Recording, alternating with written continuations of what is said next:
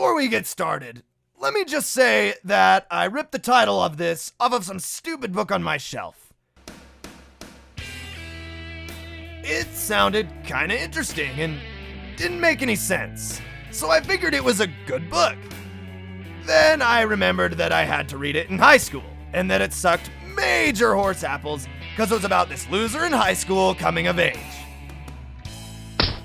I think my title makes much more sense.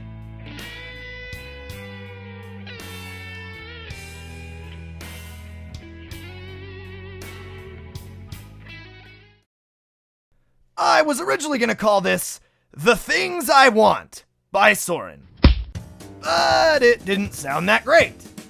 It took me a while to come up with a title before I actually started writing, seeing as you can't start without coming up with the title. I've been writing this for a long time.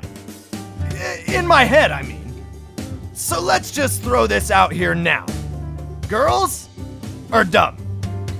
So dumb. Or maybe I was the dumb one, since I couldn't even talk to one of them. Trying to talk to a girl is kinda hard. You gotta act all cool and sound like you're bored, even though in your head you're trying to plan out the rest of the conversation and making sure that you don't say something stupid. So pretty much 75% of the time, you can't even enjoy the fact that you're talking to a girl because you're so worried about saying something so dumb that afterwards, you can't even remember what you were talking about in the first place. Or her name. I'm bad with names. Can't remember any of them. Maybe it's because ponies all have names made up of nouns and verbs and adjectives, and I think pronouns. If I remember anything from high school. My name is easy to remember, since I'm so unforgettable. Soarin. Just Soarin. There aren't any other Soarins in all of Equestria. Well, now that I think about it, I'm not too sure that's such a good thing. I mean, what if I royally mess up?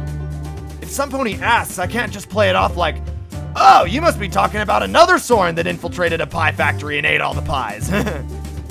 Did I mention that I like pie? I love pie.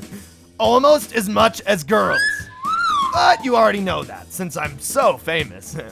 I bet you already know a bunch of things about me. Like how awesome my mane is. So long and silky, just flowing in the wind. Spitfire. Stupid, sexy Spitfire. I could write a poem about her, which is weird since I hate poetry.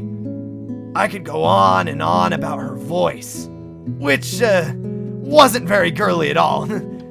She didn't have the voice of an angel and couldn't sing for her life. But that didn't matter, because her rough, scratchy voice was enough to make me shiver. Or I could talk about her streaked, fiery mane that smelled of cinnamon. No, I don't sniff her hair, you creeps! Those brilliant eyes that hypnotize me. Orange and dazzling. Those flanks. Oh, sweet Celestia, those flanks! Honestly, I think I fly better when I'm positioned behind her, since I pay much more attention to what's in front of me. So, you've probably guessed by now that Spitfire is smoking hot, and that I liked her a lot. Yeah, I was trying to think of a more subtle, romantic way of doing it, like talking about how my heart kicked up a notch every time she walked by, or how I'd start talking like a dweeb. I don't pay attention to my heart when the mare of my dreams trots by. That's one thing that bugs me about romance novels, which this is not, by the way. No pony ever talks like a normal pony. I should probably start this at when this all began. My crush on Spit, I mean. But that'd mean I'd have to go back all the way to when we were foals. Plenty of potential for prequels and sequels to this epic story. So I'm gonna do something within media res, which is just a fancy way of starting things at the middle. And flashbacks.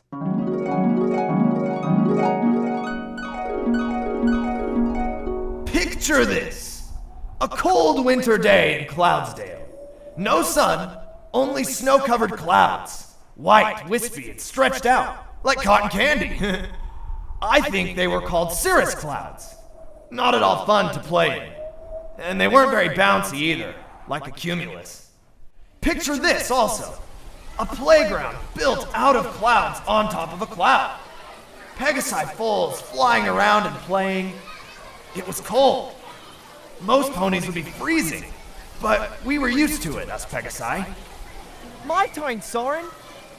I stuck my tongue out at Thunderlane and jumped off, spreading my wings to float back down. And in that moment, I saw her. The new filly in flight school. What was her name again? Right, Spitfire. She was weird, I thought. A bit like Fluttershy, who could hardly fly. Except Spitfire could fly. I was just a kid back then. I didn't think too hard about walking over and waving hi. I think I was more worried about catching cooties. Hi! Her mane was a disaster. She just looked down at her hooves and mumbled to me. Hi. Somehow, my brain managed to work out the fact that Spitfire was cold, judging by the way she was shivering. I thought it was kind of funny how her name had fire in it. You want to wear my scarf? That's okay. No, really. Have it. Won't you be cold? I was going to be cold. How about we share it? Okay. Two foals sitting on a cloud, sharing a single scarf wrapped around their necks. I felt awfully proud of myself, being so nice. She scooted a little closer to me. I think we touched. I got that feeling for the first time. That weird butterflies in your stomach feeling, which sounds gross, by the way, but I felt light. A little jittery, too.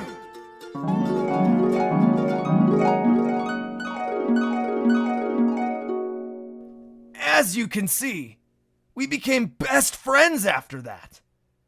Friends. Just friends. Friends. It was injustice. A crime against nature. Me, being so handsome. Being so me. Being friend-zoned.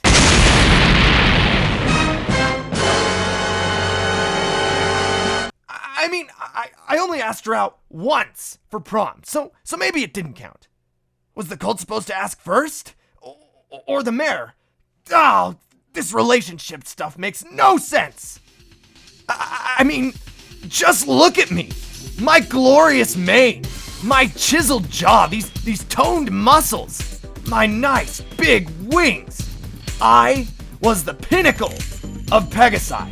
A specimen of grace and beauty. Oh, okay, that's a bit of a stretch. But my mane. I could have any filly I wanted, but they were just low-hanging fruit. There wasn't even a relationship to be had with those other girls. I think they just wanted my body more than me. Or maybe just the fact that I was a Wonderbolt. But enough about the past. The past was stuff in history books and things that weren't happening anymore. All said and done. I wasn't going to worry about things like what if and maybe, since it was totally not my style. What if I had asked her out to prom? Maybe she secretly liked me. Like I said, the present. And in the present...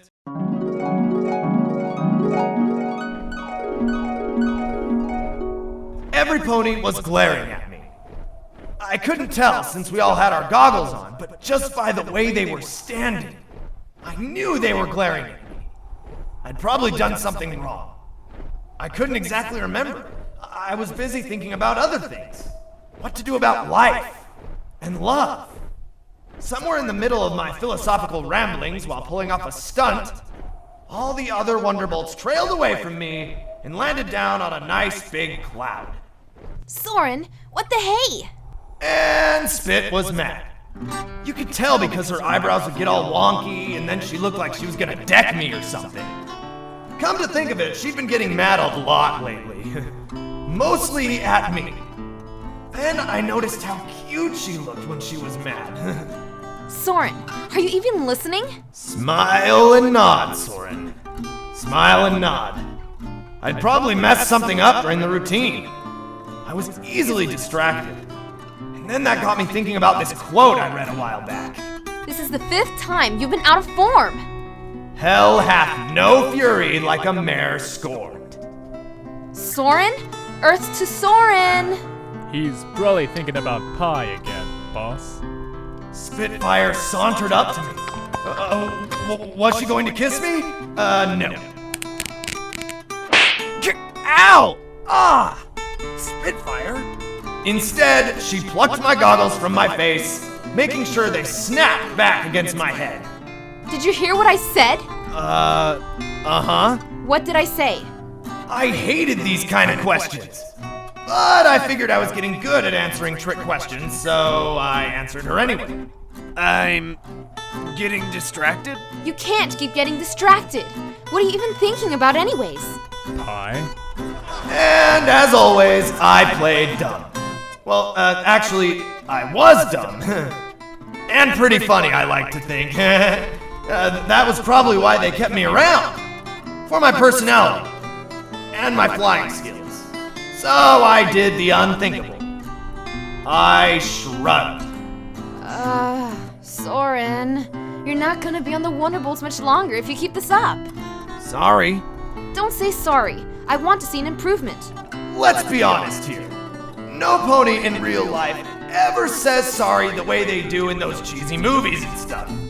No pony ever wants to take the time to sit down and have this long, meaningful discussion about how sorry they are, and then put on this phony act that'll make any pony roll their eyes. And when ponies do say they're sorry, it's really quick, and they probably don't mean it anyway. Sorry. What did I just say? Stop being sorry. Oh, sorry! I watched them all fly off without me. I slumped and let out a sigh that I've been ready to let out for 2 weeks. Good job, Soarin. Messed up again. You're so good at it. I rubbed under my eyes. Why was I so tired?